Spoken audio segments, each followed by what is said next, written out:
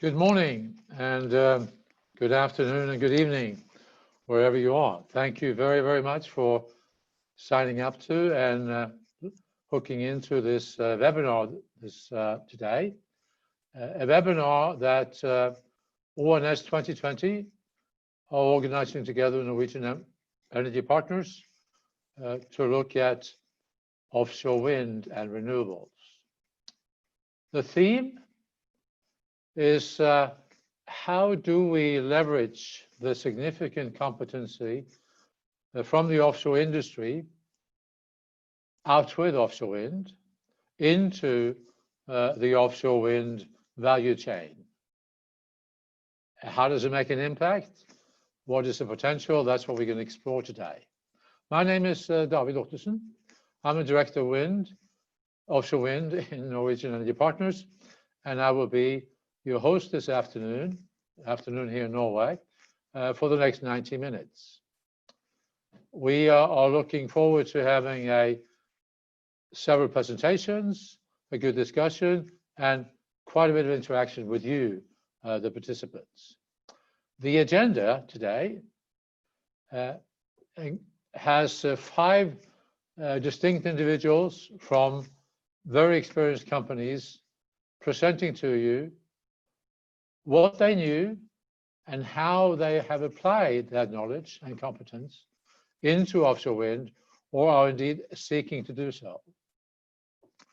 We have allocated 8 minutes to each of them. I've told them that we're not going to ring a final bell at 8 minutes, but I'm confident they will be able to manage that themselves. But 8 minutes for each of them, following a very brief introduction from me. And then we will go over to a discussion of what have been presented before we hand over to a Q&A session. And when it comes to the Q&A session, that will, if you go down to the bottom of your screen, put your cursor on the bottom of your screen, you will see the logo for Q&A. Please, at any time during the next 90 minutes, submit your questions. If they are specifically to any one of the speakers, please let us know who you are addressing it to. And we would really be happy if you also told us who you are, so we know who we're talking to. You can also vote on the questions. So the ones with the most intense voting will obviously percolate to the top, and that will be the ones that we will try to answer first. But we will, however, try to answer all of your questions. With 90 minutes to play with, I think that's a distinct possibility that we'll be able to do that. All the presentations will be made available to you in PDF format following this webinar session. So that's going to help you, and you don't have to take extensive notes. You will get the presentations at a later stage. Okay. With that, I believe we are ready to go ahead with the first presenter. We welcome Peter Jenkins, CEO and founder of 4Subsea. Peter Jenkins has an MSc in engineering from NTNU, Norwegian Technical College in Trondheim, and he also has an MBA from Norwegian School of Economic and Business. Vast experience from oil and gas, and we're really looking forward to Peter and hear you build the bridge from offshore experience to offshore wind. The floor is not the floor, the screen is yours, Peter. Thank you, David. Just give me 2 seconds to bring the presentation up. Okay, so 4Subsea. We are about 80 people, just to give you some context.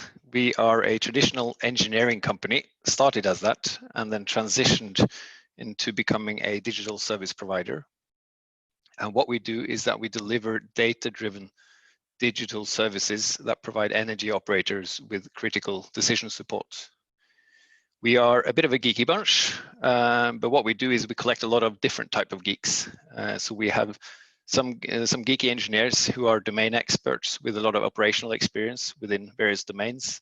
We have data scientists that specialize in data analytics and sit and work with machine learning and artificial intelligence.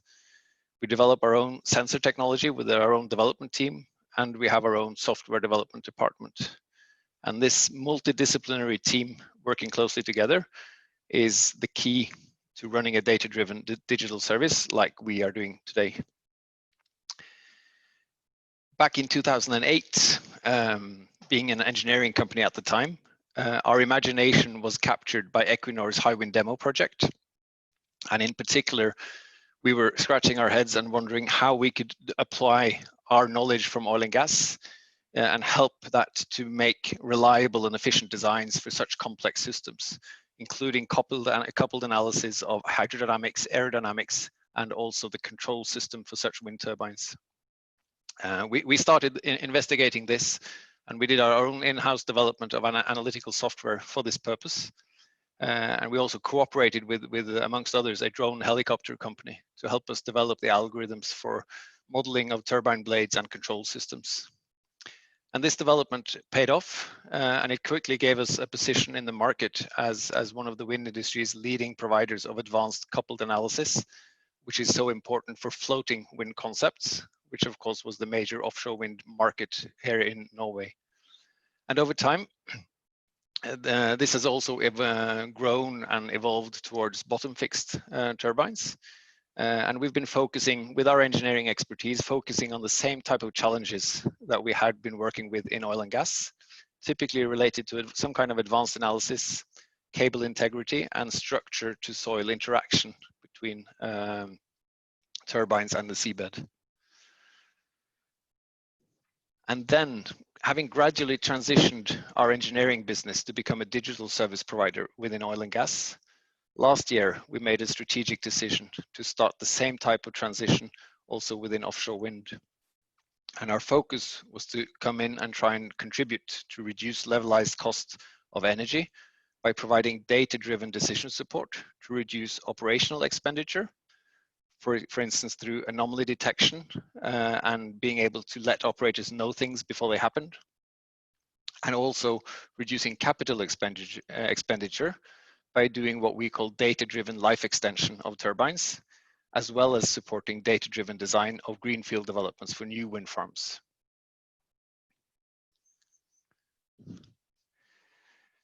So what you see on the screen on the video here is an subsea oil well, which is swaying in the seabed due to the loads from the floating drilling rig, which is connected to the well and drilling the well at the moment. This is not the way it's supposed to look, by the way, in case you're wondering. The well is supposed to be fixed in the seabed, but this incident was caused by a phenomena referred to as shallow gas, which is a potential high risk to drilling operations, both with respect to losing the well, but also with respect to safety.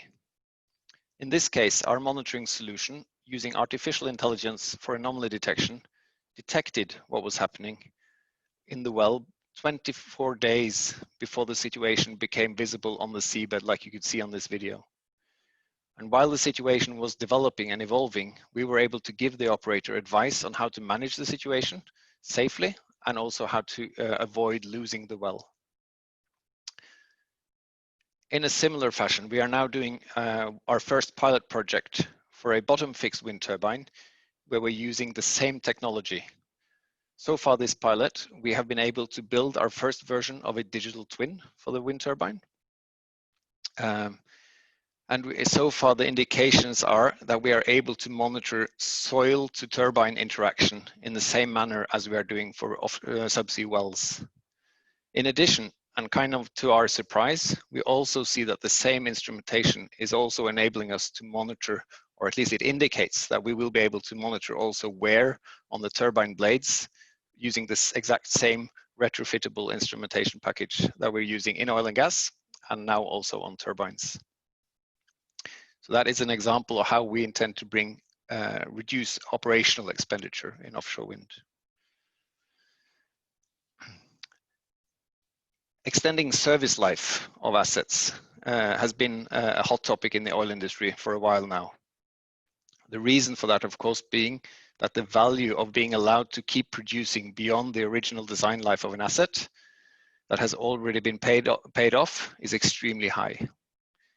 And if you want to make an impact on levelized cost of energy in the wind industry, being able to go in and extend the service life of a wind farm by 10, 20, 30% has a tremendous impact on the levelized cost of energy. And the picture you see on the screen here is from one of our many lifetime extension projects in oil and gas. This particular picture is from the Fluminense FPSO in Brazil, where we were able to use measurement data to document to Brazilian authorities that Shell could safely extend the service life of the production unit by another 5 years. Very high value to Shell. And likewise, we are now running 2 pilots, one on the bottom fixed turbine and the other on the Zephyrus floating test turbine, previously the same high wind turbine that we were originally inspired by, where we're using the same methodology to extend the service life of these turbines. Again, the first version of the digital twin of the turbines are up and running, and the system is currently providing a live countdown of the fatigue life of the turbine based on actual measured loads. And once we have gathered enough data, we will be able to document that the actual loads measured on the turbines are lower than what was used in the original design, and thereby we will be able to extend the service life of the turbine, typically in the range of 10 to 30%.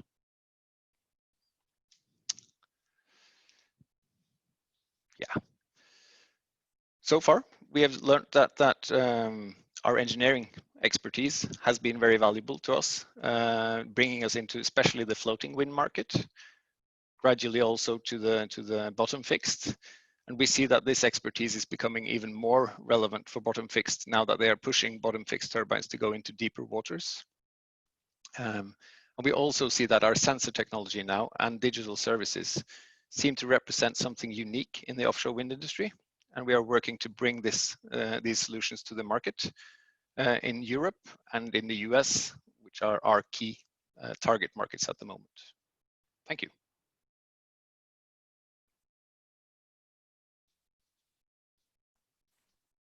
Peter, thank you very, very much for a very interesting presentation.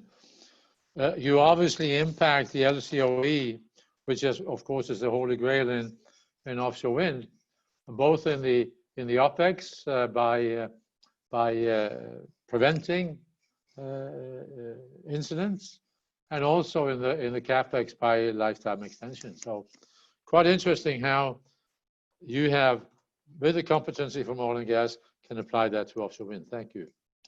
Let's move on to Tor-Eivind Moen, Vice President Market Development, New Energy in ABB. 29 years in the company, Master in Electronic Engineering, also with NTNU in Trondheim, and an MBA with the University of Wisconsin. Lots of international experience. Tor-Eivind, the screen is yours. Yes.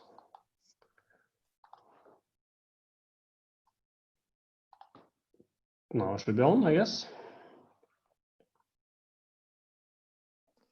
You are. That's good.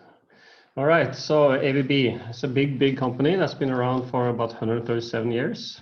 Last year, we were about 144,000 people globally. We have reduced that somewhat by divesting one division now, so we're only 110,000 people. And in Norway, we're about 2,000 at this time.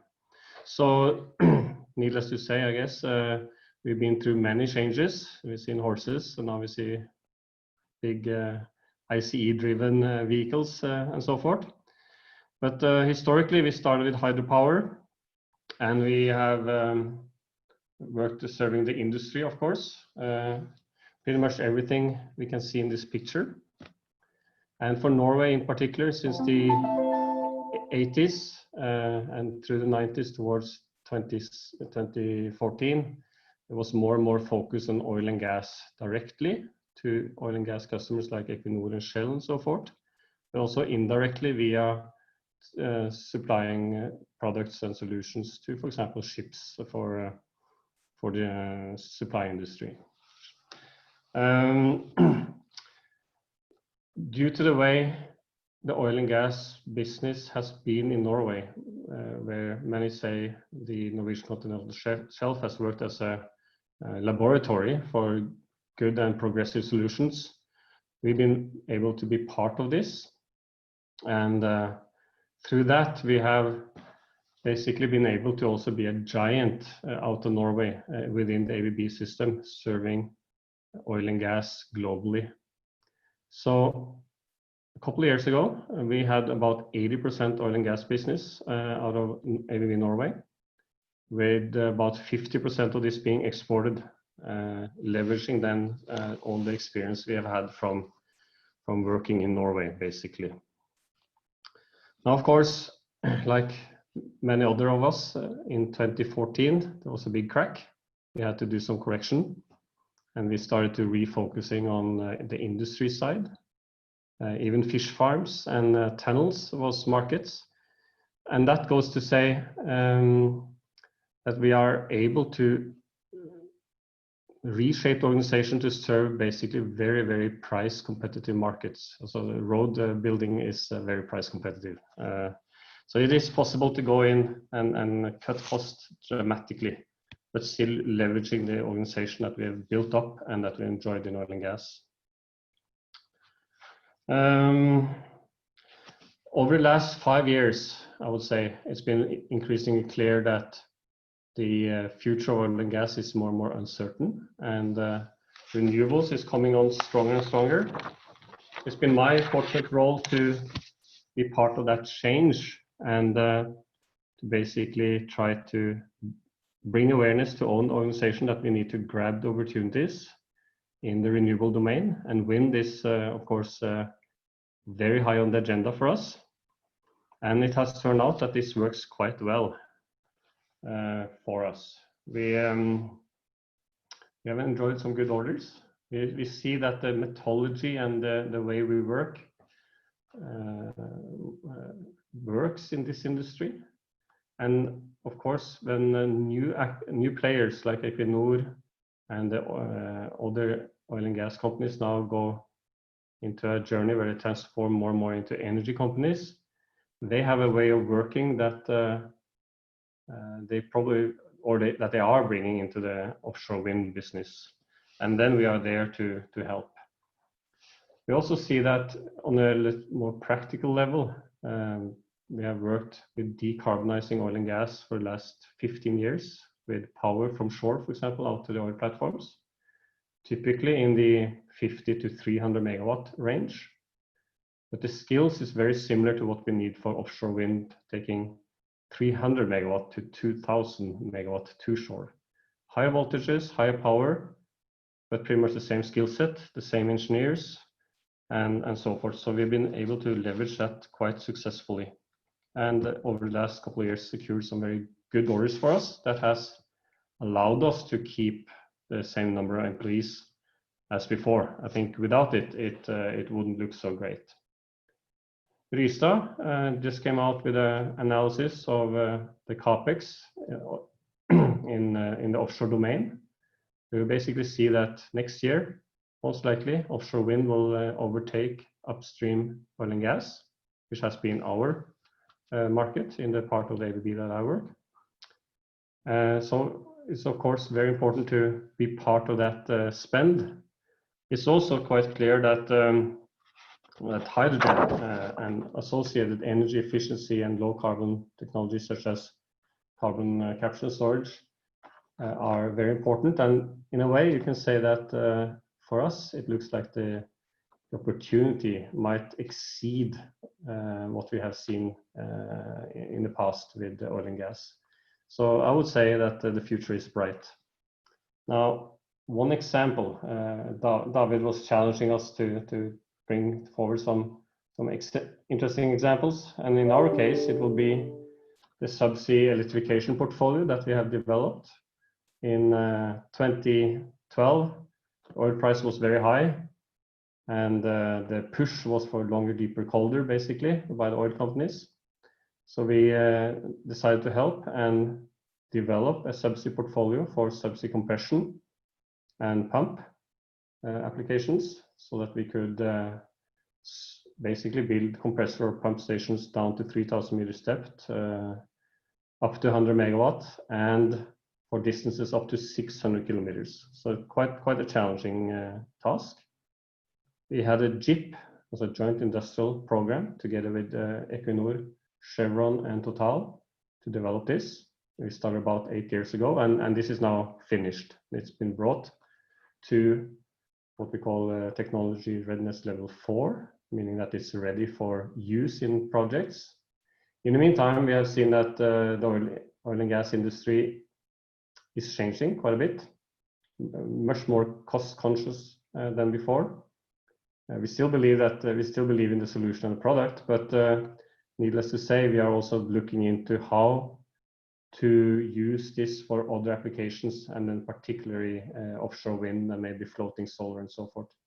So we would like to bring this power rating from 100 megawatt up to multiples of 100 megawatt and make it basically with a vision of making a subsea power station or transformer station, if you like, for floating wind or even bottom fixed wind, to maybe in the future eliminate the need for offshore power platforms or power hubs topside for these applications.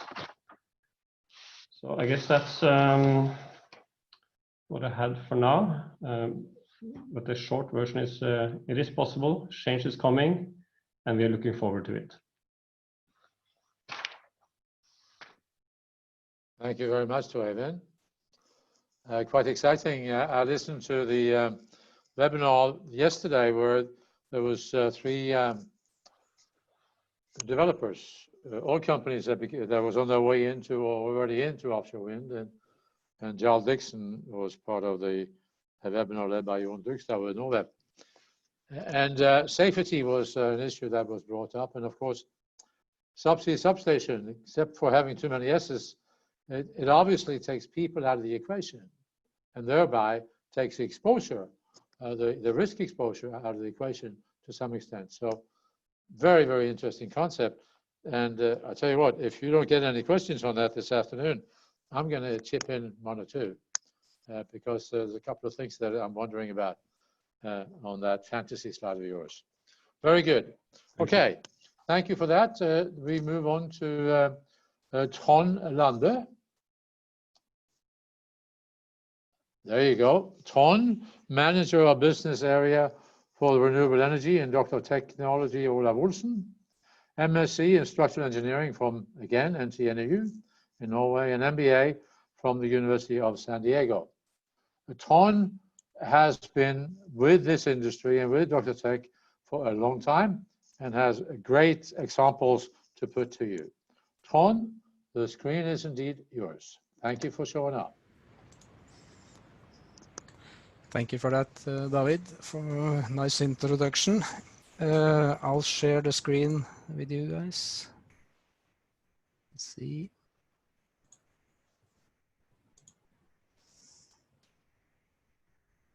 Is that the correct one? Can you see it, David? No, that's not the correct one. You are now sharing also your notes. Typically. That's okay. Don't worry. Try again.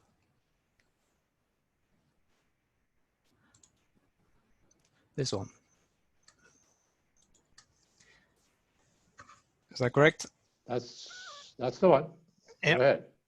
Okay. Olav Olsen is an engineering company. We are not 110,000, but around 110 engineers, but still quite a large engineering company.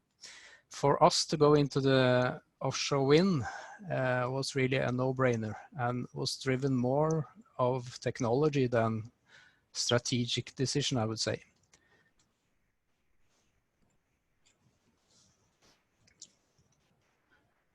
Olav Olsen has been in the oil and gas business for 50 years, most known for the concrete structures we have designed.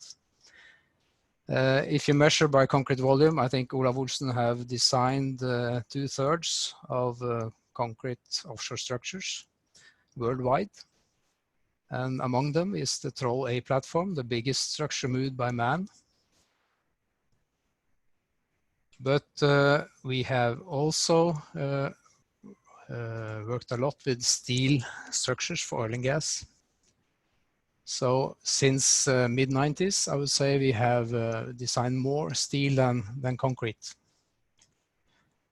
And with that as a background, experience from oil and gas, we are now moving into new areas. Offshore wind is one of them, bottom fixed and floating. But we are also looking into wave energy, aquaculture, infrastructure in the marine environment, and also marine urban development. Our transition into offshore wind from oil and gas is approximately like this. Our first step was actually related to installation methods. Olav Olsen was designing a heavy lift vessel in the 90s for removal and installation of large topsides and jacket structures.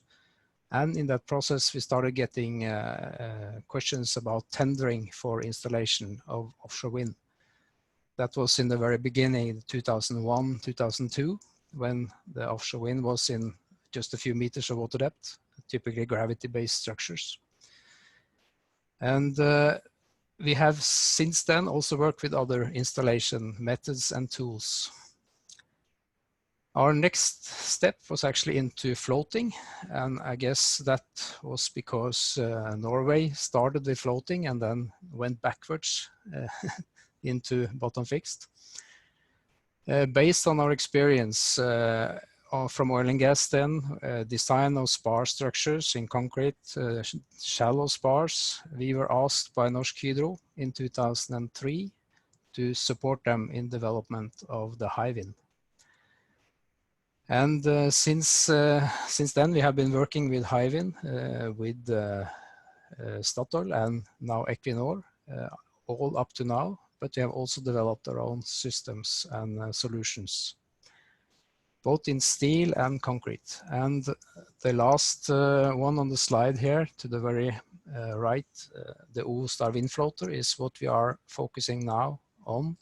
And will be built and installed outside Karmøy a couple of years from now. And hopefully that will be the world's biggest floating wind turbine at the time. And then the third step was into the bottom fixed market. In 2007, we developed gravity-based structures for a project to electrify an oil and gas field in the North Sea. In 70 to 80 meters water depth, so deeper than any bottom fixed installed to date. So we started also in the deep end of the bottom fixed. But you see the similarities with the structures we had for oil and gas, including the Draugen platform, a mono tower in 250 meters, and then smaller wellhead platforms. So very similar structures, and since then we also have developed our own jacket structure. So if you compare offshore wind and oil and gas, the similarities are many. For us, the type of structures are really the same. There are marine structures, concrete and steel, floating or bottom fixed. And also for floaters, the mooring systems are quite similar as we have in oil and gas. The marine environment is the same loading, type of loading, with one exception that I come back to. And the marine operations are similar. The seabed conditions are similar, type of anchoring, foundations, similar, and also the design and analysis methods and tools. I mentioned that we are an engineering company, and we are doing all these calculations, including these coupled analysis ourselves in-house. And in addition, the suppliers and also the clients, at least now when the big oil majors are going into offshore wind, are pretty much the same. And the same offshore yard methods, marine contractors methods as well. So, but there are some distinct differences, and the wind load is a difference coming into offshore wind. That makes things more complicated, more focus on dynamics and fatigue loading. And we are in that respect using this coupled time domain analysis, which is necessary to get the full picture.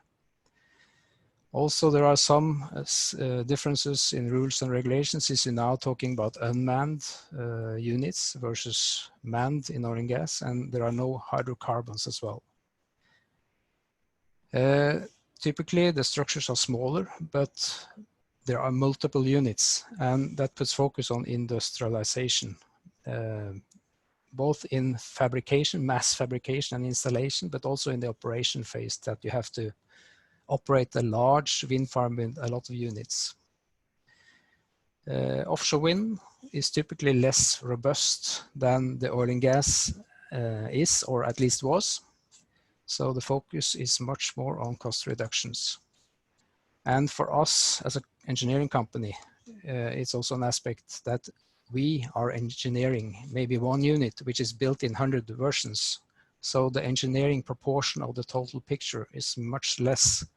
So that's a challenge for Olav Olsen, how to make money in that picture.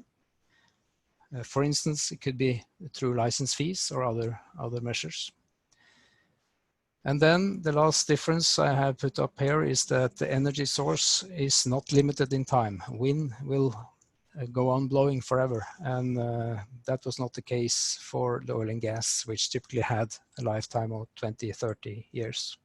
So high focus on durability.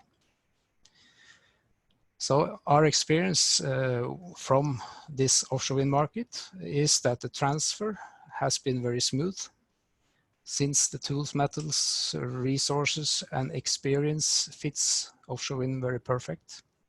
Our employees are curious and motivated for new challenges, and it has always been in Olav Olsen's DNA to develop solutions to solve marine challenges. Yeah, and we are quite used to adapt practical approach together with analytical skills. So we are looking at the total picture, not focusing on the technology itself, but we also see the practical aspects around it. We have had a strategy to diversify from oil and gas since the finance crisis in 2008. Offshore wind is positive for company image and very attractive for recruitment. Young people seem to avoid oil and gas these days. And it contributes to improve our general competence. It's very complementary to oil and gas with regard to workload. So I think without the offshore wind now, we wouldn't have had such much work in the marine engineering field. And there are big synergies also with other marine markets like fjord crossings, floating quays, aquaculture, etc., which we are also working with. We see some conflicts with regard to resourcing, especially in the early phase. Offshore wind was paying less than oil and gas. Today we see that oil and gas is not paying as good as it used to do, and in commercial projects the rates are comparable to oil and gas in offshore wind. But our focus in floating wind makes also a large percentage of our work is related to R&D. And that means, again, low rates. So there are still some conflicts on the resource side. So that completes my presentation. Thank you.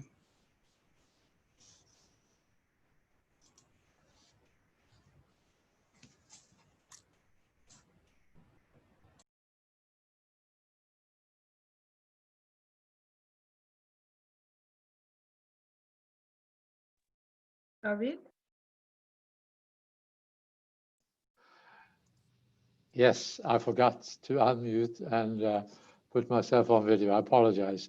Thank you, Trond, for a very interesting conversation and also very frank, talking about earning paradoxes in the two industries and contrasting oil and gas with offshore wind, the similarities and the differences. Lots of things to talk about. Let me remind you that we do have a Q&A opportunity. It is wide open.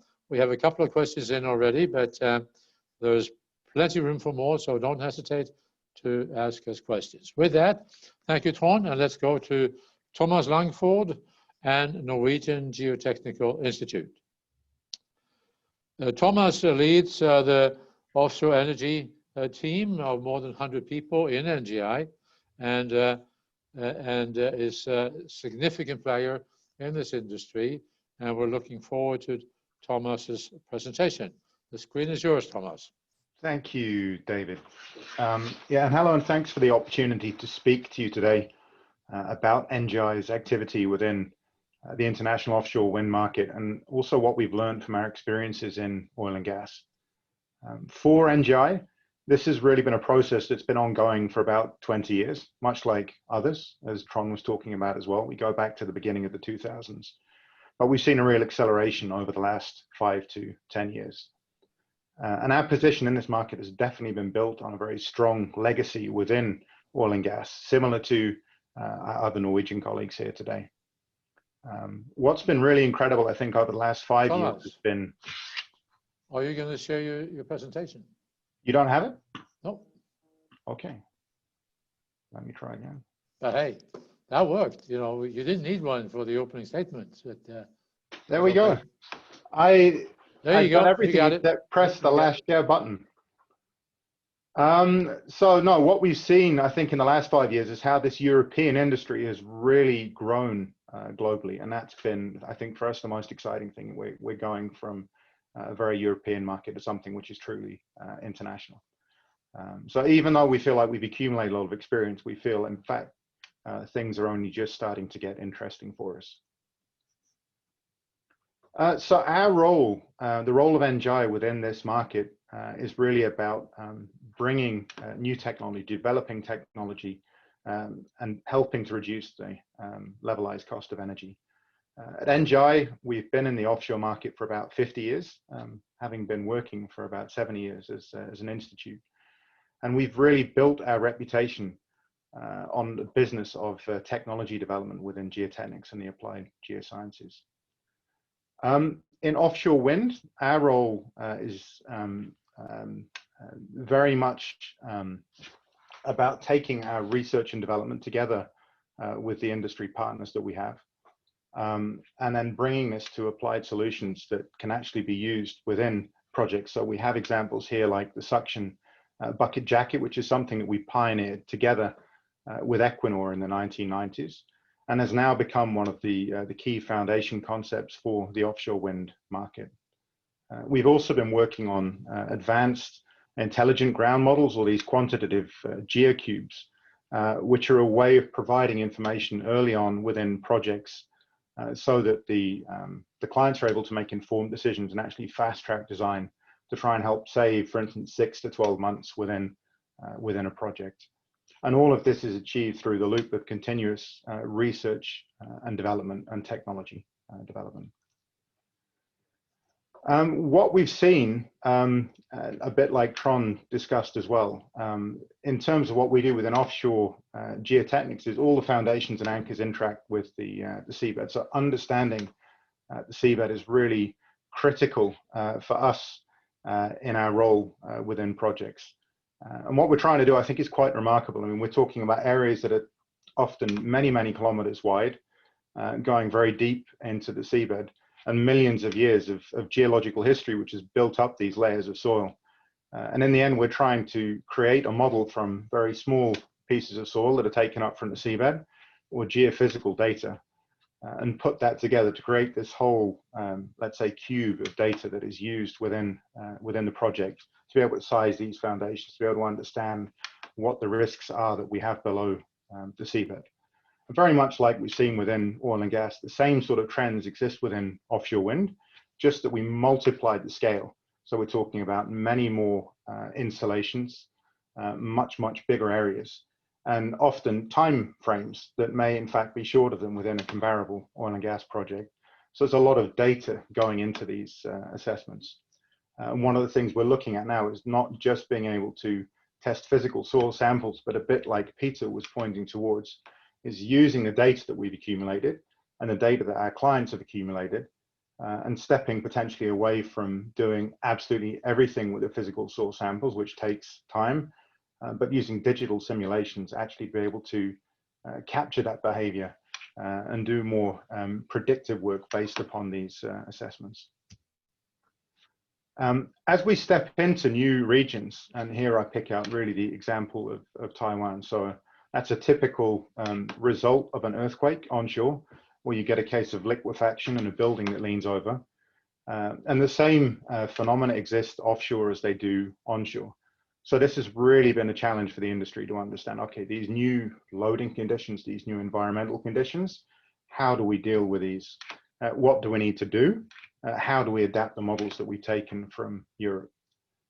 So our team in Perth, for instance, has become really a regional hub for this sort of competence within the offshore wind industry. One example, we've been working with Fred Olsen for their jackup, which I think has just arrived in Taiwan, and been working there on installation of foundations and trying to de-risk the project, making sure that we don't take any over-conservative decisions, but we're actually informing ourselves, what do we need to do? What sort of analysis do we need to perform, and what sort of decisions do we need to make so that we're ready when we come to installation? Again, something Pete was into, talking about the power of data that we've got. So we have the data in the seabed that we work with in our laboratory. We get from geotechnical and geophysical investigations. But the loop of this is also the data that we get at the other end once we have a offshore wind turbine system, being able to monitor the performance of this system and really using that data to inform either a life extension, because you might be able to prove that you've got more capacity, you've got more stiffness than you might originally have thought within the system. So you can go beyond, for instance, an operational lifetime of 25 years. Or you can bring that information back into the next series of projects and actually reduce, for instance, the size of foundations quite significantly. And of course, this is very attractive to clients who are looking at bringing down the cost of their assets and eventually the cost of their bids in towards these projects in new leases. So we're doing this at the moment with Vattenfall on Kriegers Flak and with Ørsted on Hornsea 2, and also for the Block Island project, which has now been acquired by Ørsted in the US, as ways of demonstrating how this can actually be done in a project life cycle. In terms of global experience, when we started counting, we realized we've been working with something like over 30 gigawatts of projects. And David, you had the question, what's the experience we've taken from oil and gas and what have we brought into offshore wind? And now we're starting to mix these things together. We're taking some of the experiences from offshore wind back into the oil and gas projects, because these businesses are very much living together. And I think that's a very exciting place for us as researchers and engineers. And the fact that we're doing this globally and that we're dipping into new regions that we hadn't necessarily looked at within the oil and gas space, I think makes this, especially for us geotechnical engineers and geoscientists, a very exciting business to work in. And this idea of regional presence, because we're stepping into areas like the Northeast US, which of course has not been a traditional hub for offshore expertise, means we need to rethink our strategies for how we address this global market. I think we already saw in oil and gas, we can't afford to be business tourists. We need to develop the relationships with our clients. For us as researchers, we need to develop the relationships with local academia. And when we're growing, we need to grow really where the projects are. We obviously can be very strong within a hub in Norway, but we need to actually make sure that we have feet on the ground and faces able to turn up at meetings or turn up on Zoom or Teams if that's not possible, but at least have a credible understanding of the local market. So I think this is a trend we're all seeing within offshore wind, that we need to grow outside the borders of Norway, but take with us the legacy that we have from the offshore wind or the offshore oil and gas market. And I think that there's a way of doing this together with Norwegian partners. I think everybody speaking today, we've probably all been interacting and working with each other in a very beneficial way, because again, we're taking those partnerships from the oil and gas market and seeing how we can use those together in offshore wind projects, whether it's fixed bottom, whether it's floating wind, whether it's research, or whether it's large project developments. I think there's many opportunities for us there. And many of those we've already started seeing develop. I think in a very, very exciting way. And it's nice to see that some of the real pioneers of the offshore wind market, like Equinor, are Norwegian. So even though we don't necessarily have a lot of gigawatts installed in Norway at the moment, I think we can lay claim to having brought a lot of experience into that market as it is. And obviously many, many more gigawatts looking into the future. So thank you. I hope I couldn't see exactly what I was sharing because I ended up my double screen here, but if there's any questions, I'd be happy to answer those afterwards. Thomas, that worked very well indeed. So, and thank you for sharing all those interesting thoughts. The circular technology, if you will, going back to the oil and gas with innovation from the offshore wind is quite an exciting concept, and I hope is well received in the other end. The global relationships, working with entities around the world of significant competency, clusters over there, I think is very important. Mm-hmm. And I'd like to get back to you, Team Norway, in our discussion, because another thing that was raised extensively in yesterday's webinar was local content. So I'm going to check in with you again on Team Norway and local content. Absolutely, that's an exciting question. But thank you very much, Thomas. And let's move on then to the final speaker in this bouquet of speakers, Ketil Arvesen. Ketil is Vice President of Fred Olsen Ocean. He has been within the offshore wind industry since 2008. He is kind of my go-to guy when it comes to things that I'm wondering about in the offshore wind, and there is lots of things I wonder about. Then Ketil is a guy to go to because he always has an explanation for my queries.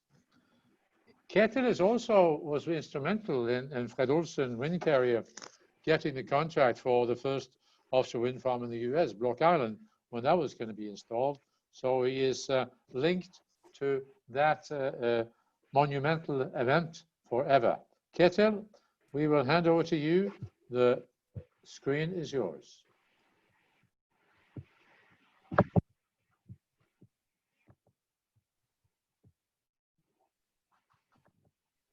Thank you. Can you see the screen? Not yet.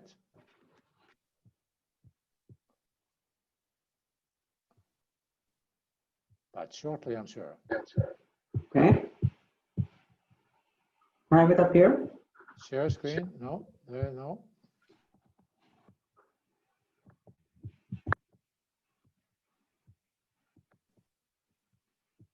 Now, there you go. You got it. Okay, and you can hear me. Thank you. We're going to talk about how transition to offshore wind from oil and gas. And coming from Fred Olsen, that has been a journey that has been truly aspirational. We have not done that, if you can.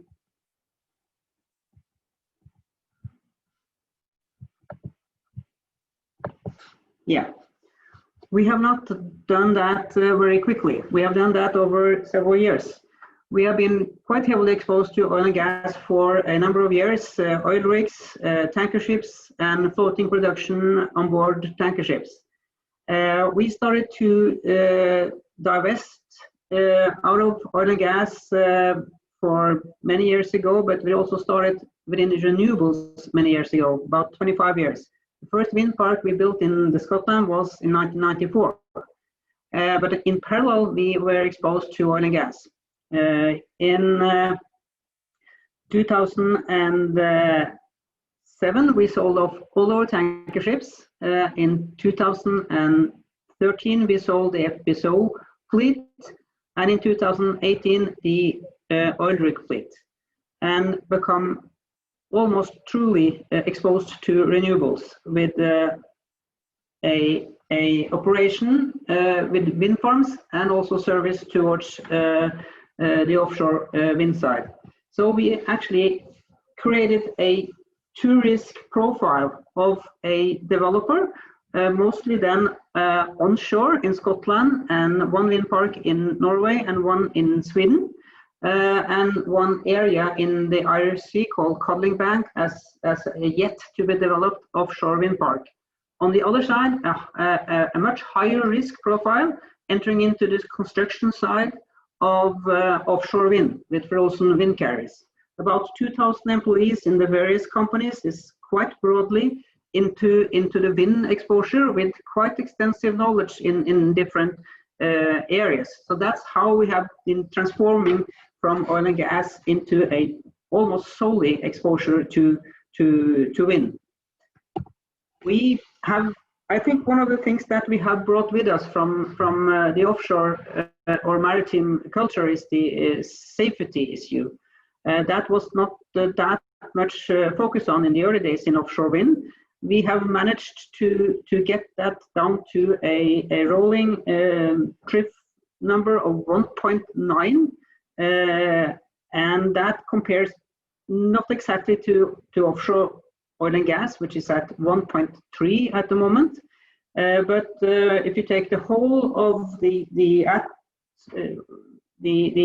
activity in offshore wind in Europe, it's 5.5. So, and that counts all kinds of companies in Europe. I think we stack up pretty well, and I think that comes from the offshore culture that we bring along. So that is one aspect that is beneficial from coming from that segment. We are then today engaged with 3 construction ships, almost 1,200 people in global wind service, electricians and technicians that actually bolt all these things together. We have a logistics service bringing components from factories to assembly ports like Esbjerg with United Wind Logistics, a company we bought 50% of last year. And we have also engaged in floating offshore wind because we think that the experience of fixed bottom wind can be beneficial into development of that part. So we have been looking quite extensively into that part as we speak, and many of you are also engaged in that. And there is not so mature yet, but I think in a few years our knowledge in fixed bottom will be useful also in that segment. The fixed bottom segment in offshore wind is getting actually quite industrialized already, as opposed to floating. Here are circled around a couple of Norwegian floating wind projects, the Hywind Tampen coming up in the next few years, and Hywind Scotland has already been installed. Compared to all the 178 turbines that the 3 ships that we installed last year only, where we had 40% of the global market in turbine installation. So in order to actually achieve that industrial streamlinedness in floating wind, that will take some time, but it will come. And we have been engaged in fixed bottom, as I say, with that kind of magnitude in how we install, mostly in Europe, but also now, as you heard, in Taiwan, where we also have 3 major projects coming up in the next 3 years. This is where it all sort of rests. It rests with the turbine size, and that has been growing very much and very fast in the last years. I think all of you know that, but it sort of picked up a particular fast pace in the last couple of years. It started evolving from 9 megawatts to 10, to 11, to 12, and now 14, and probably it will continue. That puts the whole supply chain and everybody in offshore wind at the dilemma. How do we kind of go after that? What do we need to change? What do we need to invest in coping with that development? And they're doing that because of economy. A larger turbine obviously gets more money and reduces the cost of energy. But it also comes with another part of it, and then you have to then invest in bigger ships, higher cranes, and the rest that goes with the supply chain. That is our dilemma. We are, as opposed to the other companies that's been talking there, exposed to capital investments, steel. So a big ship that is capable of installing the big turbines coming on now, it costs $300 million, give and take. And you have seen some announcement over the summer that there are new players coming onto the scene that is ordering such ships. And that can be an interesting development. We have done one small thing so far. We have increased the crane on the Brave Tern. So now that ship can be capable of doing all the installations, but it cannot take that many turbines on board the ship itself. So the future has some quite expensive capital investments ahead of us. But I'm sure we will solve that somehow and also be a big player in turbine installation in the coming years also. Thank you very much.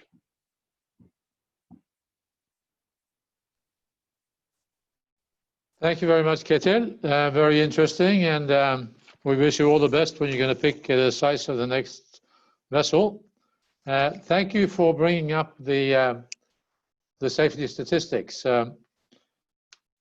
It's not very often you give me the opportunity to correct you, but I will in this case, because the statistics on 5.5 recordable incident per million man hours is actually not European statistics. It's from the Global Offshore Wind Organization. So it's actually global statistics for offshore wind.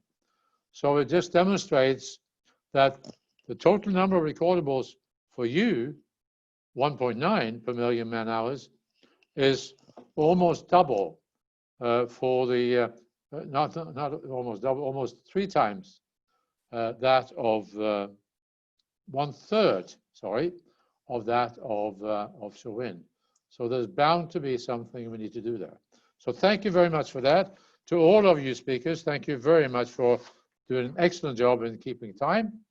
And with that, we will leave the presentations and go to have a conversation about what we have heard and what we have talked about before we turn to the Q&A.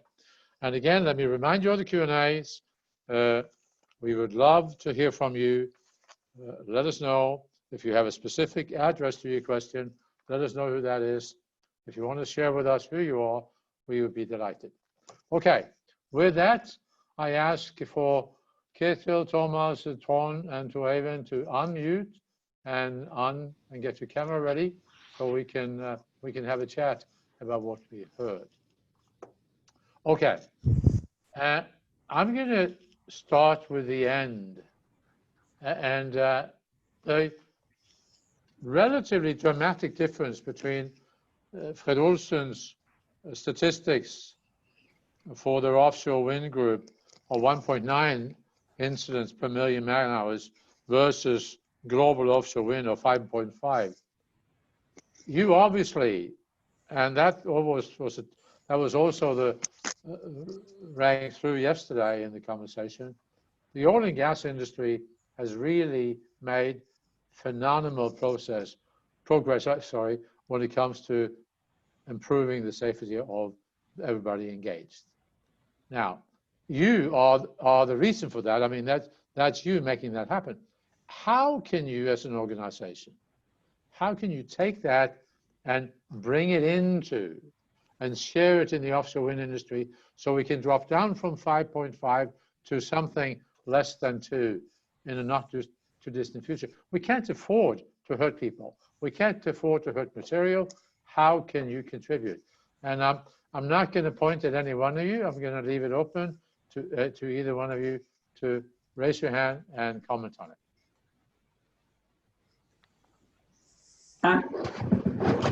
Ketil? I'm not so sure, but I think it's a mixture of all the various people that you have to organize and kind of control in the various processes that you have offshore, and I guess one of the challenges is that the more you move kind of out of your core market where this culture is very, very predominant, like in the North Sea, when you move to Asia and also to the States actually, and you also then are faced with what you mentioned earlier, David, with local content, then you have to bring on board people that you also need to educate and certify and kind of get them to grasp that culture, and maybe that is part of some of the issues that you will see already or in the future. I think it will be a process. You cannot do it overnight. I think that how old is offshore wind? It's a 10-15-year-old industry. I don't know the number of oil and gas when they were 10-15 years old. Maybe it was much higher than 1.3. So it is a gradual process. I'm pretty sure that oil and gas were much higher in their first phase. Well, let's not accept that rate of improvement though that they had, because now we have all that knowledge. Let's make sure that we have a much more rapid learning curve than they had. Exactly. Anybody else want to comment on it? David, Olav Olsen's contribution to this, of course, as an engineering company, is to design safe solutions, of course. But one thing that we have focused on is try to bring things inshore rather than offshore. Operations, installation, things like that. So that's what we hope will help in the future, but we don't have any particular statistics of what is happening offshore versus inshore, and how much better it is to do things inshore, but it should be more controlled conditions at least. Tor-Eivind, you represent a huge organization, lots of people. Yeah.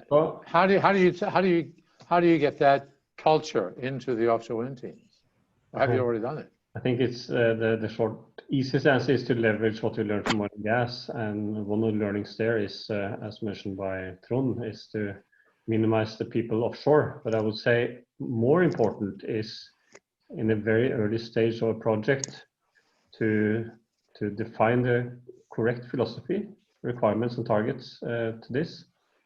And that's where I also think that the oil major turning into energy majors will bring a whole different game to the ballpark. Agree. There should also be an element of technology entering the market. If you look at oil and gas, and then start a lot of the accidents related to divers, and manual operations near the water surface, and in offshore wind there's a lot of climbing and manual intervention work still going on. But in the future, if you have remote operations and remote monitoring and condition monitoring, you can avoid climbing operations and avoid people having to climb down turbine blades and maintain the leading edge, which is an extremely manual operation, which from a safety perspective looks quite like similar to diving operations in the beginning, but nowadays you do everything with an ROV.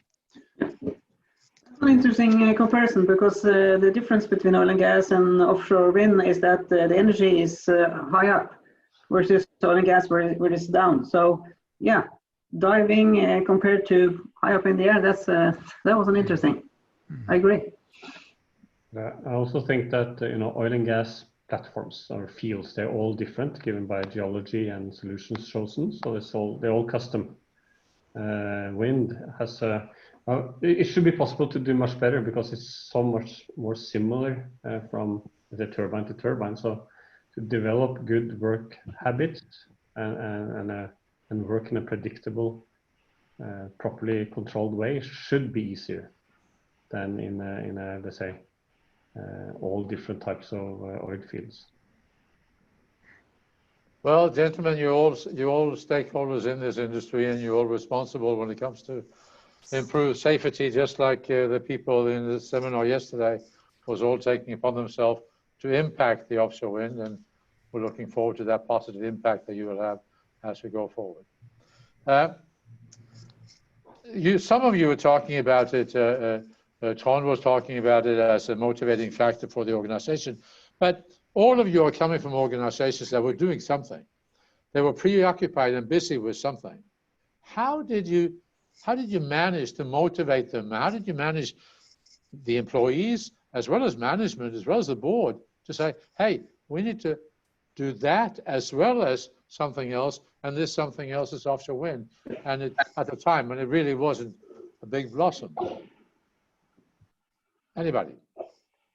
I mean, I think one of the points that the Trond had was, you know, that it's not difficult to motivate the employees, I think, to work in this industry now.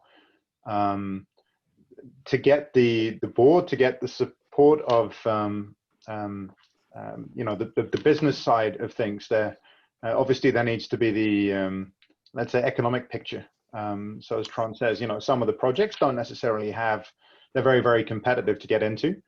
Especially if you're coming into it as an external player from the Norwegian market. But then it's about showing how we differentiate ourselves.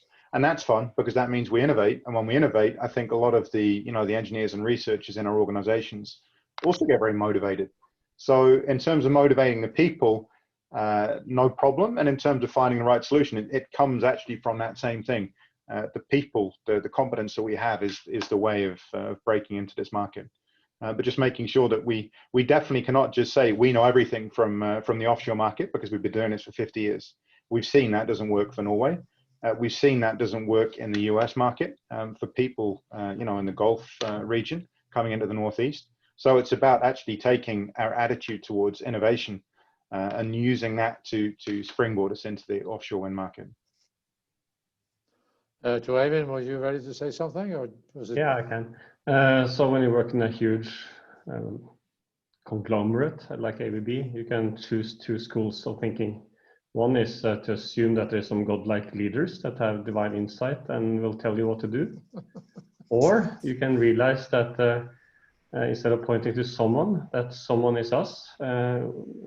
We are close to our customers. We need to really, really be close and make sure we follow our customers, such as Equinor and so forth. And sometimes even try to predict what our customers will do, read the market basically, and then start doing bottom up. And I would say for my part of the organization, it's been very much a bottom up approach to things. And the reason why I'm still in this company after 30 years is that this is allowed and actually applauded in general. Ketil, you said that you are almost 100% offshore wind now. Almost. We have some. That's a huge shift. I mean, how easy or how difficult was that, and what drove it? Well, that was you know, I would say basically Olsen, the old man that has this visionary and have had that for a long time. He's always said that oil and gas will be kind of declining, and there may be an intermediate period where gas will kind of take over. But at the end there will be renewables, and then he sort of slowly started that with wind parks, small ones in Scotland, and then build the incremental from that, and we're patient, and then slowly building up the expertise with various activities, and not only one. So we have multiple things, and some doesn't work, but some do, and then we are here. The wind carrier fleet, the construction fleet, that works. We had, you know, we have been into this section foundation that didn't work. But again, we have another wind measurement company called the Sapphire. That works because we have small devices that you put on top of the wind turbine, and they can measure incoming wind and tip the blades so that you increase the efficiency of the power output, etc., etc. So it's a mixture, but that's how we are. We take on a long view and try to figure out where we can succeed. Thanks for that. But we have I have to admit, we have a huge dilemma now with the big investment, because we're not really that big a company in the terms of big offshore thing. How can we justify a $300 million investment into new hardware without any contracts? So it goes back to what, for example, Trond was saying, that yes, offshore wind doesn't pay that good. So how can we cope with that? That is actually a dilemma, because it's decided by the turbine sizes. Everything comes from that, all the way down to the foundations and the forces and everything. and goes to the ships as well. So that is our huge dilemma at the moment. A comment. And are we sure that such a ship and the fixed bottom will last forever? Are we sure that there in 4 or 5 years will be invented a totally new installation method? We talked about more and more unmanned, making everything on inshore, etc., etc. So this is a dilemma for us. Good luck with that. I don't think we're going to solve it for you. No. David, one comment. Yeah. Olav Olsen have had one leg really up to 2000. And that was a big leg. It was before the detour of or a downturn of oil and gas. But still, there were large variations, and we saw that we needed more legs to stand on. And our plan was to actually grow new legs and still remain the big strong leg. Now we are happy that we did that, and we are having more like 6-7 legs now. And this oil and gas leg has been very slim, so it's very good for us to have these other legs to stand on.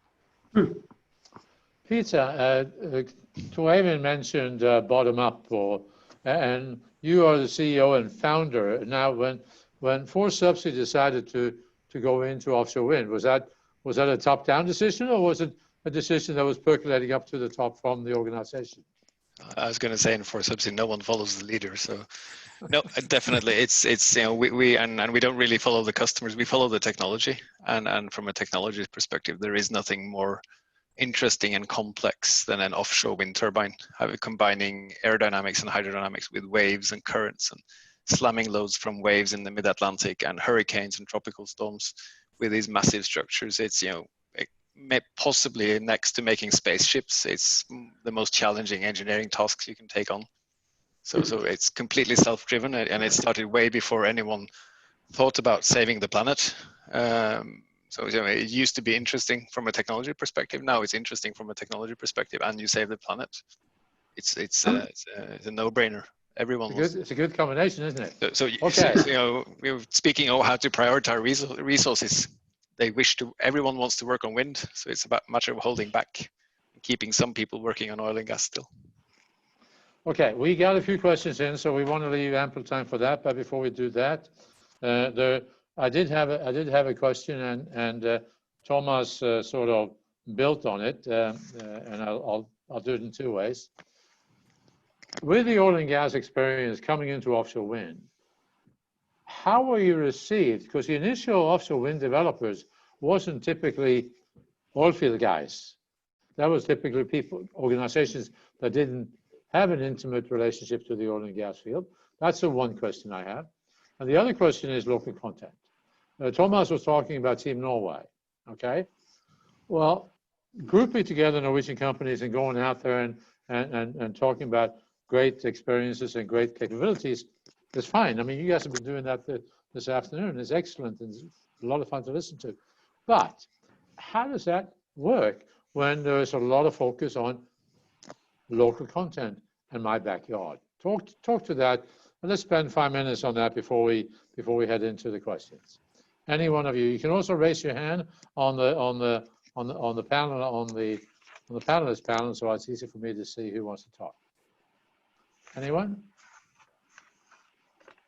I mean, Thomas. The way we felt at the beginning of the industry, I'd say it was a struggle to talk to these let's say offshore background developers. But you know, the last 10 years, it really has been a lot of offshore folks in there. So I think the atmosphere has very much changed. But the point is also that, you know, because a lot of people, a lot of competitors, a lot of technology had already been developed, we didn't come in there with all the answers. We came in with some good answers, in some cases some better answers. But it wasn't like we could just take everything we'd done within offshore and say, here you go, this is it, because it was already an industry that was running. So the trick has always been to come to demonstrate something better, to demonstrate something that's going to save time and money. That's what people are really interested in. And I think we can do that from the offshore oil and gas background, because we've learned to do the same things as we've gone into deeper water, as we've, you know, developed floating technology. But it was definitely a struggle at the beginning, and I think that's why we made such a little impact, because we were speaking different languages as well, and we weren't getting paid the same. So it's that sort of collision of the economic model with the technology development that we've got. I'll let others talk on the local content, because I think that's a very difficult question. Well, how do you handle it though? I think you have to develop. I mean, you have to have alliances. You have to build partnerships. Or you actually have to establish yourself where the projects are as well. I don't think you can step around it, because you still have that in the countries, that are quite mature in offshore wind. Quite rightly, those countries also want to develop a local market. So I think it's an advantage to actually be present. I don't think this is something that we can just export from here. The competence, yeah, and we can definitely have a strong role in technology development, but we can't expect to do all of the projects from Oslo. Trond, I guess when it comes to local content, you are perfectly positioned, because you're not going to build your gravity-based structures in Norway and export it around the world. You're going to build it locally, aren't you? Yes, I mean, I don't think there is a future in building one place and then transporting around the world. I think all countries more or less have, or all regions at least, has to establish their own fabrication yards and build from there. So, and our designs, they can be used everywhere, of course. I still think that to be able to export the product, the technology, we need to team up with the local companies. But for Olav Olsen, focusing on concrete floaters at the moment, for instance, that's perfect for all parts of the world. It can be built anywhere. And also for those areas that doesn't have this shipyard industry or steel industry already established, because that's quite hard to establish. It's much easier to establish a concrete industry for locally. Thank you. I'm going to let, if any one of you have a couple of words on this topic, I'll let you in, and then we're going to move over to Q&A, because we need to try to get, we got about 10 questions in. Some of them are fairly involved, so we need to get to those. But is there anybody else that wants to comment on the reception from when an oil and gas guy comes and tells the client, I got the solutions and the local content issue? Any comments from any of the others? Maybe from what we see, it's very similar to oil and gas in the sense that you can't cover everybody all over this huge market, but you need to kind of be selective and find the ones that are receptive to your value message. And in our case, from oil and gas, it has been skills and solutions developed in Norway with the home market. I think it's largely the same with wind. So Norwegian home market will be important. But also in addition to this skills and experience and so forth, trust and capacity, I think, is also very important to bring to the market. So you have to find the right fix for the right customer at the right place, in addition to the things already said about partnership locally. Okay. With that, unless you guys are screaming and saying you want to say something, I'm going to move over to the Q&A. And with that, I want you panelists to go and open up your Q&A box, and also open up your participant box so you can raise your hand when you want to respond to something. There hasn't been a lot of voting going on, so I'm just going to start on the top and see how that takes us, okay? So the Samer Guduru was the first one that came up, and that's been sitting there for some time. And he's wondering about floating wind turbines and about tropical storms. I think he is referring to India. He is talking about ambitious Paris 2015 targets and offshore wind. The EU, of course, has come up with new targets, and is asking, do we know if they can handle such a condition? And also, what is the scope for collaboration between EU and Europe based on companies with oil and gas majors in Asia, with specific reference to India? Floating wind, can they handle the extreme weathers? Who wants to take that on. And I must ask you guys to be, we got 10 minutes for 10 questions, so rather specific on your responses, and raise your hand if you want to address. Peter, first out, go ahead. Yep. So on the tropical storms, absolutely. We've done quite a few studies on floating concepts around the world, but for sure it is a challenge. So it's, the challenges change from region to region. Some regions have large waves, some regions have strong winds, and tropical storms is a different challenge than what you see on the high wind demo, for instance. So definitely different, but definitely not a showstopper. When it comes to the collaboration, I'll leave that to someone else. Did you say, Peter, definitely a showstopper or definitely not a showstopper? I'm Very glad, important clarification. I missed the not part. Anybody else wants to talk about, is there a scope for collaboration between EU-based companies with oil and gas majors in Asia? Any of you have any experience with that? Of course there is the opportunity, but have you seen it in reality?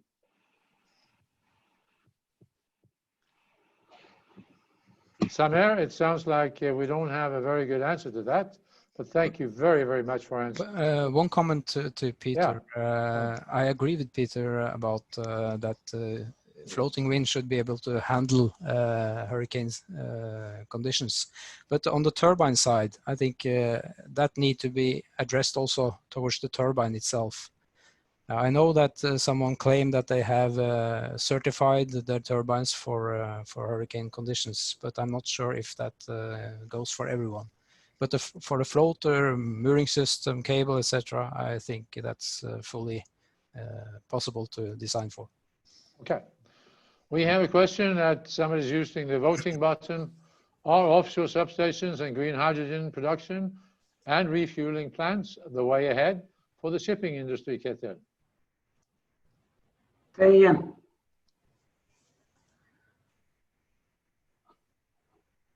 Are offshore substation and green hydrogen production and refueling plants the way ahead for the shipping industry? It's at least a way ahead. Maybe not it's not the only one, but I think it's certainly something that several companies are thinking about. Ketil, do you want to comment? Well, if you mean that you can produce, for example, hydrogen from a vast, big floating offshore wind park in the future, yes, that some are planning for that. So could be making the shipping industry much more cleaner than it is today. And I guess I think that's several years ago. It opens up opportunity for shipping hydrogen then on the deep seas, for the shipping industry. Yeah. Well, certainly for service companies like the supply services, that's already underway towards offshore wind. It's a tremendous focus on that from several companies. So yes. Okay, this is anybody's guess. Alexander Wang is wondering who do you expect to be the major developers in offshore wind in Norway? I think it depends on the contract model. I mean, they can, and I think probably Giles, I didn't see Giles' presentation yesterday, he was probably talking about it, if they adopt the CFD model from the UK, which I think a lot of people would say would be very, very good for the Norwegian industry. And I think it would be open game.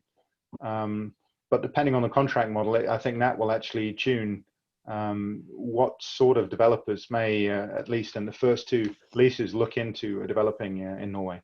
But I hope they go down the CFD route and it becomes a market like elsewhere, because I think that makes it very interesting for us as Norwegian suppliers. Any other comments?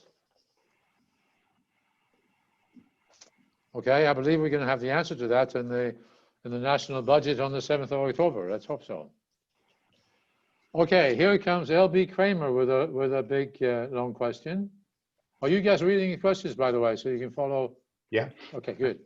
Having been the first to sign jacket for offshore wind with Orwick Tower, I'm convinced that experience from oil and gas can really help to de-risk offshore wind projects, supply chain technical aspects.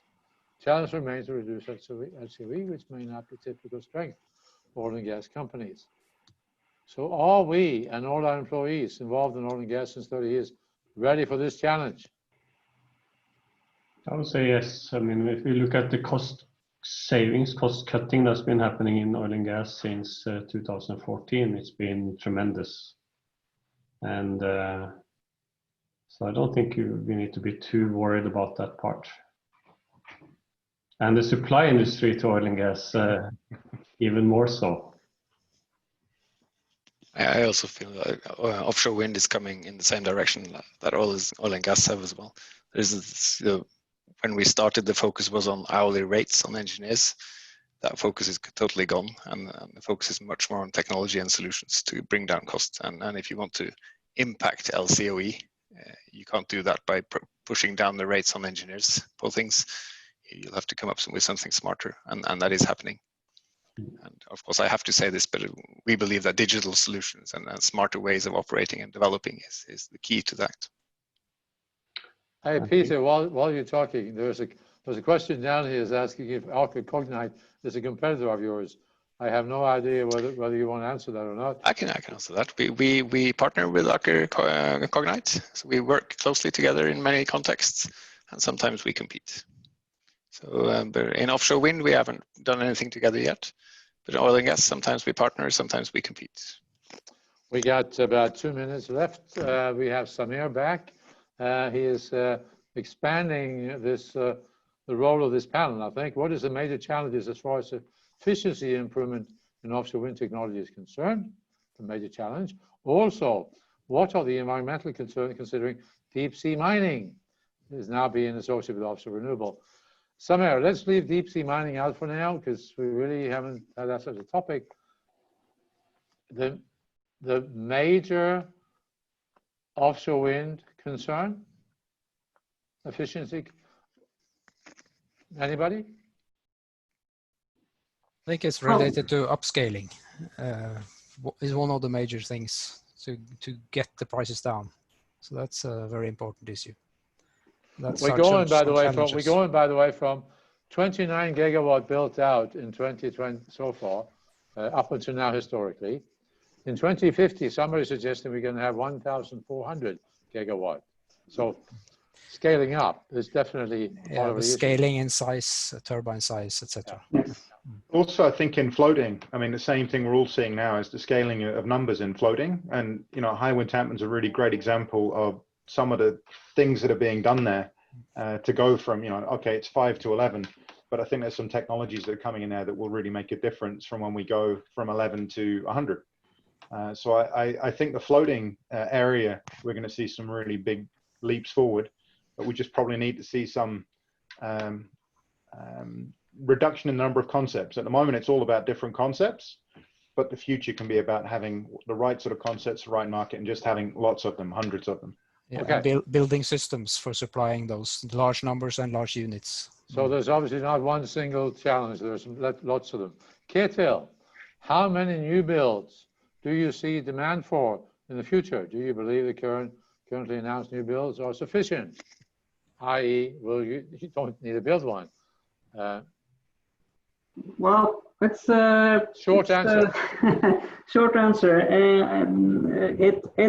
It certainly is a demand for quite a lot of new ships in the longer term in fixed bottom offshore wind. Question is, when do you need all those ships? That is a question, because you don't need it all at once. You need it kind of incremental, because there aren't enough projects near term, meaning 24 and 25, to take all of the new ships. So you need to look at in a little bit more longer context. And then it comes also to floating wind. Will floating wind, which has been an argument for against jackup ships, in floating wind, will they also need some form of lifting, or can they use some kind of the existing ships that is around? But my taking is that in the shorter term, I have calculated anything by sort of 7 to 10 new ships that can be applied globally. And then you come on to the question, can the existing ships be upgraded like we have done? Can all of the ships that are existing be upgraded and so forth? So it's not a clear answer, but definitely the new buildings that are on the horizon now will be somehow needed. A question: when are they coming, and how much are they capable for? So that's going to be interesting next. Well, we will see in next year or so how many there will be. Okay, there is one for each of you, and we're going to end here. One question for each speaker. If only one, what is the main oil and gas experience which is still to be implemented in the offshore wind? Some technical detail, project management approach, global supply chain, etc. What is it? One thing. I'm going to start with Ketil because you're up to the top left corner. I'm going to run down there and we're done. Okay, one thing that this should come from the oil and gas to offshore wind. Go ahead. Ketil? Well, we already mentioned the safety culture that we have used. Okay, Trond? Good question. I wish I had the answer. Okay, you can think about it. Thomas? I was going to say safety as well, so no, I'll have to think again. Tor-Eivind? I think if you think about floating, I think to proactively take drive a supply chain that works well together. Peter? Data-driven decision support, machine learning, artificial intelligence to improve operations. Trond? Yeah, I agree with Peter. Okay. Even though it's not from oil and gas directly. Thomas? I'd go along those lines as well, and the other suggestions are good. Supply chain for floating wind. So integrating supply chains, I think, is very smart. Listen, everybody, thank you to the panelists. Thank you very much for being here. Thank you for your presentations. Thank you for your thoughts. To all of you participating in this webinar, thank you for being out there. Without you, this would be meaningless. Thank you for your questions. We tried to answer them as best we could. If you're not happy with that, Charlotte can provide your details and contact details to the speakers. You can ask them directly. Charlotte, who has been making this happen behind the scenes, without her, this would not have happened.